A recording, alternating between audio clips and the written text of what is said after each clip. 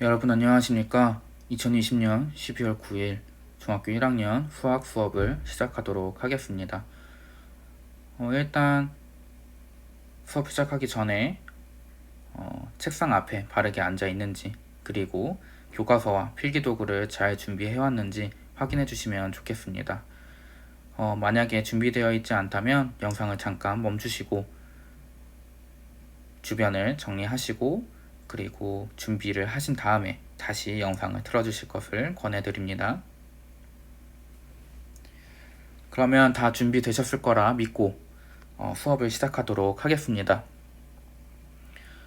우리 함께 학습 목표 먼저 읽어보도록 하겠습니다. 정수의 개념과 대수관계를 이해한다. 영상이더라도 여러분의 목소리로 다시 한번 더 읽었으면 좋겠습니다. 다시 한번 읽겠습니다. 정수의 개념과 대수관계를 이해한다. 우리 오늘부터 새 단원인 2단원 정수와 유리수 단원을 배워갈 텐데요. 오늘은 정수와 그 대수관계에 대해서 살펴볼 것입니다. 먼저 개념 탐구를 보도록 하겠습니다. 아래 그림은 3월 어느 날 세계 10개 도시의 최저기온과 최고기온을 나타낸 것이다. 탐구 1번. 서울의 최저기온은 몇 도씨인가? 서울이 어디 있나요? 여기 있네요. 보게 되면 최고기온은 1도씨. 최저기온이 1도씨, 최고기온은 9도씨인 것을 확인할 수가 있습니다. 그러므로 우리가 서울 최저기온을 몇 도씨라고 쓸 수 있을까요? 1도씨라고 쓸 수 있겠고, 런던의 최저기온은 몇 도씨인가? 런던이 어디 있나요? 여기 있네요. 보게 되면 최저기온은 영하 2도, 최고기온은 6도인 것을 확인할 수가 있습니다. 그러므로 최저기온은 영하 2도라고 쓸 수 있겠네요. 이어서 다음을 계속 읽겠습니다. 온도를 나타낼 때에는 0도씨를 기준으로 영상 6도씨는 이렇게 또는 이렇게 표현이 되고, 영하 2도씨는 이렇게 나타낸다 라고 적혀 있네요. 이와 같이 서로 반대되는 성질을 가진 두 수량을 나타낼 때 어떤 기준을 중심으로 한쪽에는 양의 부호를, 다른 쪽 수량에는 음의 부호를 나타내면 편리하다. 아까 읽었듯이 이 플러스 기호에는 양의 부호, 이 마이너스 기호에는 음의 부호라는 이름을 갖습니다. 그러면 이것들은 각각 어떻게 읽냐면 플러스 6 그리고 마이너스 2라고 읽음을 우리가 알 수가 있네요. 네, 되셨습니까? 우리가 여기서 유의해야 할 대점은 이때 부호, 양의 부호와 음의 부호는 각각 덧셈, 뺄셈, 기호와 모양은 같지만 그 뜻이 다르다는 것을 유의해야 합니다. 예를 들어서 6 더하기 4는 10 이란 덧셈과 6 빼기 4는 2 라는 뺄셈에서 이 덧셈 부호와 이 뺄셈 부호는 이 양의 부호와 음의 부호와 모양은 같지만 이 가지고 있는 내용이 완전 다른 것이죠. 개념 확인 보도록 하겠습니다. 오른쪽 표는 1년 동안 어느 학교의 전입생 수와 전출생 수를 나타낸 것이다. 이때 전입생 수를 13 그리고 전출생 수를 7로 나타내면 각각 플러스 13 그리고 마이너스 7로 나타낼 수 있다 라고 되어 있네요. 그 의미를 조금만 우리가 더 파악해 보면 어느 학교에 전체 학생 수가 있겠죠. 학생들이 있을 텐데 이 학생들의 수가 있을 것입니다. 이 학생들의 수가 전입생, 즉 전입하게 된 학생들이 오게 되면 증가하겠죠. 이 수가 커질 것입니다. 그렇기 때문에 우리가 플러스 13이라고 쓸 수 있는 것이고, 전출하게 되면 이 전체 학생의 수가 감소하겠죠. 그렇기 때문에 우리가 마이너스 7이라고 쓸 수 있을 것입니다. 이해가 좀 되셨나요? 그러면 문제 1번을 보도록 하겠습니다. 다음을 부호, 양의 부호와 음의 부호를 사용하여 나타내어라 라고 되어 있네요. 1번 먼저 살펴보게 되면 지상 3층, 지하 2층, 즉 이 지표면 기준으로 지상 3층은 위로 올라가서 3층을 올라가야 지상 3층이 나오겠고요. 지하 2층은 밑으로 2층을 내려가야 나오는 층이겠죠. 그렇기 때문에 둘이 반대되는 성격을 가지고 있으므로 지상 3층은 우리가 플러스 3이라고 쓸 수 있겠고요. 지하 2층은 마이너스 2라고 우리가 표현할 수 있겠습니다. 그러면 우리 2번, 3번을 각각 푸신 다음에 영상을 잠깐 멈추시고 푸신 다음에 다시 영상을 틀어주시면 좋겠습니다.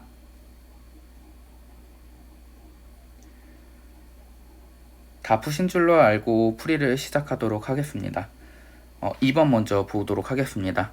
해발 200m, 해저 50m 보게 되면 이것도 마찬가지로 지상을 기준으로 해발 200m 위에 우리가 산이 있다. 우리가 해발 200m 위에 있다. 뭐 이런 표현을 많이 하죠. 그 위에 있기 때문에 위로 200m 올라가야 있고 해저 50m는 오히려 그 땅의 밑으로 50m 가야 있기 때문에 우리가 각각 플러스 200 그리고 마이너스 50이라고 쓸 수 있을 것입니다.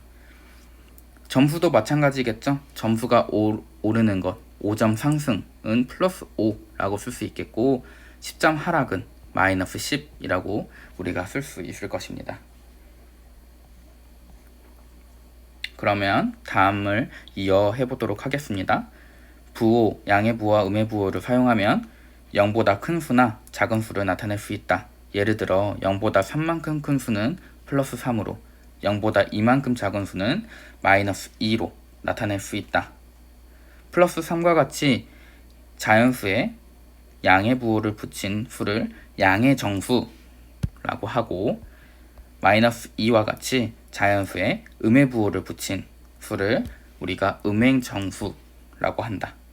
그리고 양의 정수, 음의 정수, 그리고 0까지 우리가 이것들을 통틀어서 우리가 정수라고 한다 라고 되어 있네요. 이 옆에 그림을 보면 조금 더 우리가 쉽게 알 수가 있겠죠. 정수는 양의 정수와 0과 음의 정수로 이루어져 있습니다. 이때 양의 정수는 우리가 흔히 아는 자연수와 같은 것이라고 봐도 됩니다. 같은 것입니다. 양의 정수에서 이 플러스 부호를 우리가 자주 생략하기 때문에 우리가 이것을 자연수라고 봐도 무방한 것이죠. 플러스 1은 사실 1, 플러스 2는 2, 플러스 3은 3 이렇게 나타낼 수 있는 것입니다. 그러면 잠깐 영상을 멈추시고 문제 2번을 풀어주시면 되겠습니다.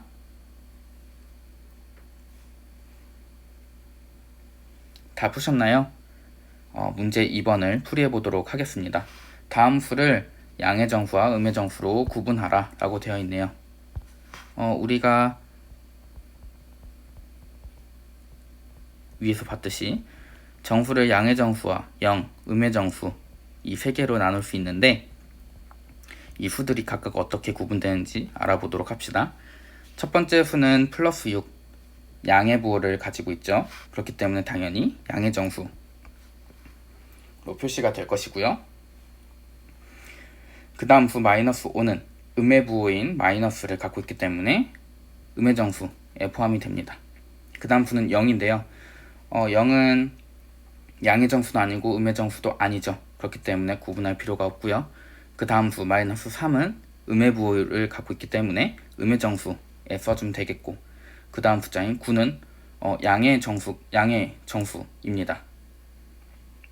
하지만 양의 부호가 생략되어 있는 형태인 것이죠. 그렇기 때문에 양의 정수로 구분하면 됩니다. 우리가 수직선을 알아보도록 하겠습니다. 수직선이 무엇인지 아래에 설명되어 있는데요. 제가 읽어보도록 하겠습니다. 아래 그림과 같이 직선 위에 기준이 되는 점 O를 잡아 그 점에 수 0을 대응시키고 점 O의 좌우 일정한 간격으로 점을 잡아 오른쪽으로는 양의 정수를 왼쪽으로는 음의 정수를 차례로 대응시킨 선을 우리가 수직선이라고 하기로 했습니다. 이때 기준이 되는 점 O를 원점이라고 한다라고 되어 있네요. 이 아래 그림을 보면 이해가 쉽겠죠? 이 원점에는 수 무엇이 대응되어 있을까요? 0이 대응되어 있겠죠. 되셨습니까? 여기서 이 수직선을 보게 되면 그러면 우리가 정수를 이 수직선에 모두 대응되는 것을 우리가 알 수가 있는데요. 예를 들어서 플러스 1은 여기에 대응이 되겠고 마이너스 3은 여기에 대응이 되는 것이죠. 좀 되셨나요? 다음 페이지로 넘어가서 개념 탐구를 보도록 하겠습니다. 다음 수에 대응하는 점을 수직선 위에 나타내었을 때 물음에 답하여라 라고 되어 있네요. 그러면 우리가 한번 수직선을 그려보도록 하죠. 원점 0 이 대응되는 점을 그리고 오른쪽으로는 양의 정수 즉 플러스 1, 플러스 2, 플러스 3을 적고 왼쪽으로는 음의 정수 즉 마이너스 1, 마이너스 2, 마이너스 3, 마이너스 4를 대응시키도록 하겠습니다. 탐구 1번 원점에서 가장 멀리 떨어져 있는 점은 어느 것인가? 이 점들을 우리 수직선에 표시를 해보면요. 마이너스 2는 여기 있고요. 플러스 2는 여기 있습니다. 마이너스 3은요. 여기 있고요. 플러스 4는 여기 있습니다. 가장 멀리 떨어져 있는 점은 플러스 4라고 할 수가 있겠네요. 탐구 2번을 보게 되면 원점에서 같은 거리에 있는 점은 어느 것인가 라고 되어 있는데 2와 플러스 2와 마이너스 2가 같은 거리에 위치하여 있음을 우리가 확인할 수가 있습니다. 그렇기 때문에 플러스 2, 마이너스 2라고 적어주면 되겠네요. 우리가 절대값이라는 개념을 우리가 볼 텐데 보게 되면 수직선 위에서 원점으로부터 어떤 수에 대응하는 점까지의 거리를 우리가 절대값이라고 하겠습니다. 그러면 절대값은 어떻게 표현이 되냐면요. 그 수의 그 양옆에 짝대기를 하나씩 그어준 것과 같습니다. 그렇기 때문에 플러스 2의 절대값이라고 얘기를 할 수 있겠고 마이너스 2의 절대값이라고 표시를 할 수가 있는 것이죠. 그리고 이 절대값의 값은 각각 원점으로부터 이 수가 떨어진 거리이기 때문에 플러스 2의 절대값은 2, 마이너스 2의 절대값은 2라고 표시를 할 수 있겠습니다. 그러면 원점은 어떻게 될까요? 0은 0의 절대값은 특별히 원점으로부터 떨어진 거리이기 때문에 이 거리가 없다, 즉 0이다 라고 얘기할 수가 있겠죠. 이 절대값의 특성을 보게 되면 절대값은 양의 정수, 음의 정수에서 각각 양의 부호, 음의 부호를 떼어낸 수로 볼 수 있다 라고 적혀져 있습니다. 이 부호가 없어져 버리면 이 절대값의 값이 나오게 된다는 것이죠.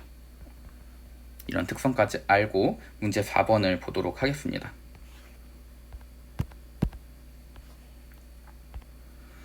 문제 4번의 1번을 보면 플러스 10의 절대값 수 양옆에 짝대기를 그어서 표시를 한다고 했죠. 이것은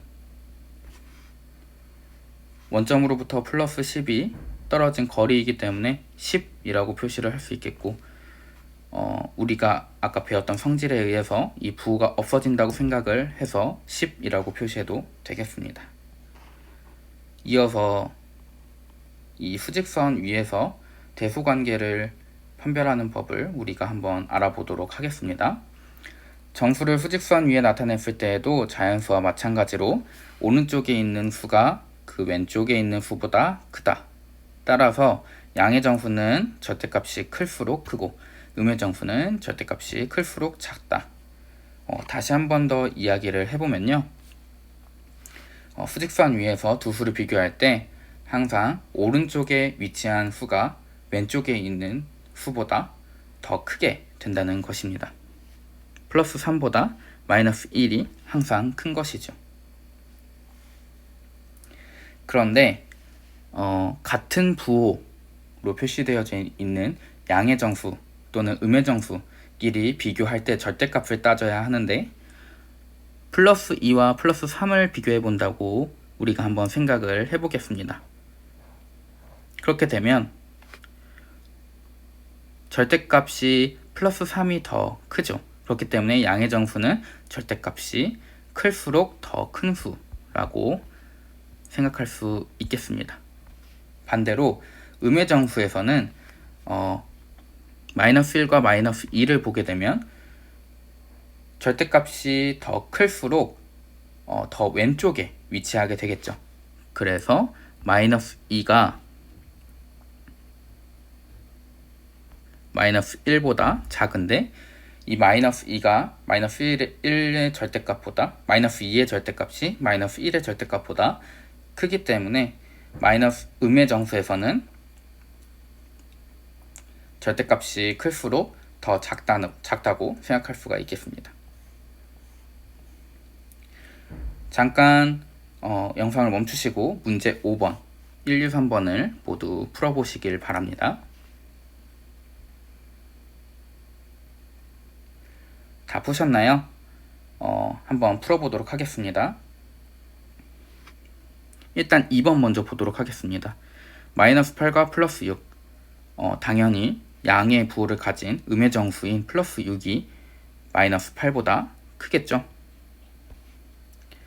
1번을 보게 되면 양의 정수들끼리 비교를 하게 됩니다. 그럴 때 절대값이 더 클수록 더 큰 수이기 때문에 플러스 5가 더 큰 것이고요. 마이너스 3번을 보게 되면 마이너스 7과 마이너스 10의 비교인데 음의 정수이기 때문에 절대값이 더 큰 마이너스 10이 더 작게 됩니다.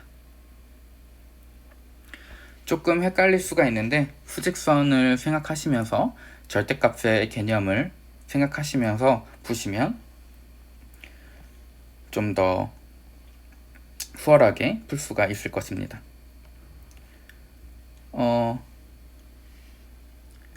그 밑에 계속 이어서 해보면 우리가 계속 크거나 또는 작거나의 부호를 계속 사용해 왔는데요. 우리가 크거나 같다를 부호로 표현을 할 수도 있습니다. 예를 들어서 A가 플러스 2보다 크거나 같다를 이렇게 부등호의 짝대기를 그은 부호로 표시를 할 수가 있고, 반대로 A가 플러스 2보다 작거나 같다는 마찬가지로 우리가 아는 부등호의 짝대기를 밑에 그어서 기호로 표시를 할 수가 있습니다. 그렇게 되면 A가 마이너스 2보다 크고 플러스 3보다 작다를 A가 마이너스 2보다 크고 플러스 3보다 작거나 같다, 이런 식으로 표시를 할 수가 있는 것이죠. 되셨나요? 그렇다면 문제 6번 1번을 보도록 하겠습니다. 정수 A는 마이너스 2보다 크거나 같다를 부등호를 사용해서 표시할 건데요. A가 마이너스 2보다 크거나 같다, 이렇게 표시할 수가 있겠죠. 되셨습니까? 네, 그러면 이렇게 마무리를 해보려고 하는데요. 숙제가 있습니다.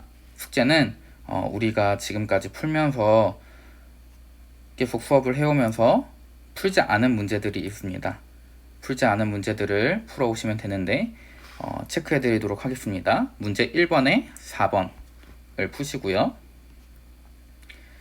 그리고 문제 3번에 1, 3번 모두 푸셔야 합니다. 그리고 문제 4번에 2, 3번,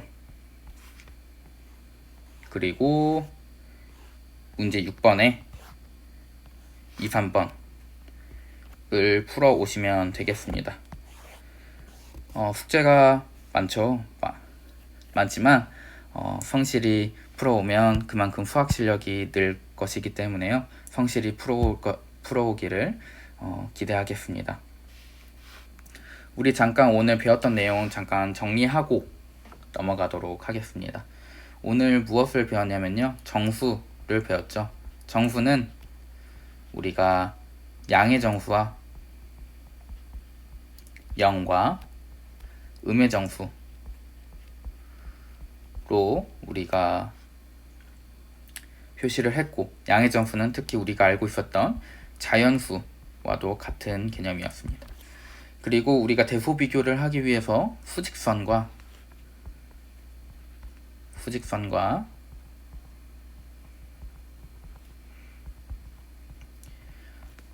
그리고 이 수직선에서 원점으로부터 떨어진 거리를 의미하는 절대값도